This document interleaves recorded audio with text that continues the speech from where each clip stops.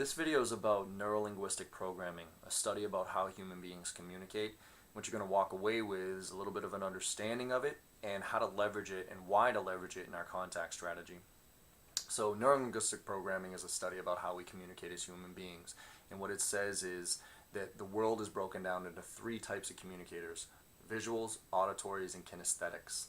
And these, it doesn't mean if you're one, you're not the other. It just means you lean more towards one than the other. And each one of those groups communicates differently. Visuals use words like vision, show, that type of stuff, and they talk fast and use their hands to communicate. The best thing to use when selling to a visual is visuals, videos, pretty pictures, graphs. Auditories, a little bit more slower paced, a little bit more active listeners. They use words like rave, resonate, articulate. These are the best way to sell to these people is over the phone, right? These are the ones that will talk to you all day long but rarely send emails.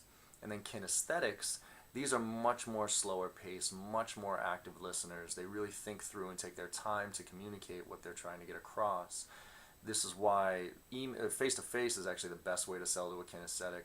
Second best way is email. The worst way is over the phone.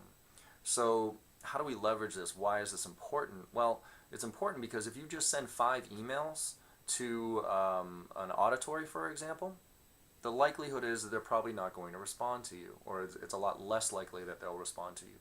Or if you make 5 phone calls to a kinesthetic, well then, they're probably, the likelihood is that they're probably not going to respond either.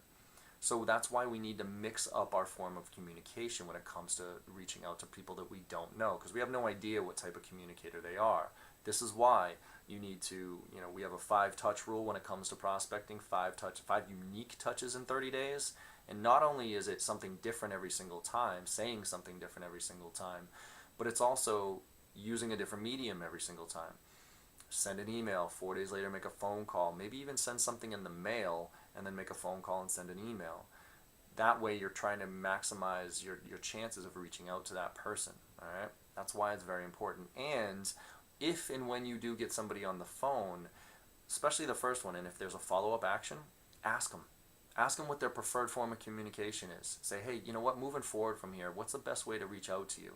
Is it email? Is it phone?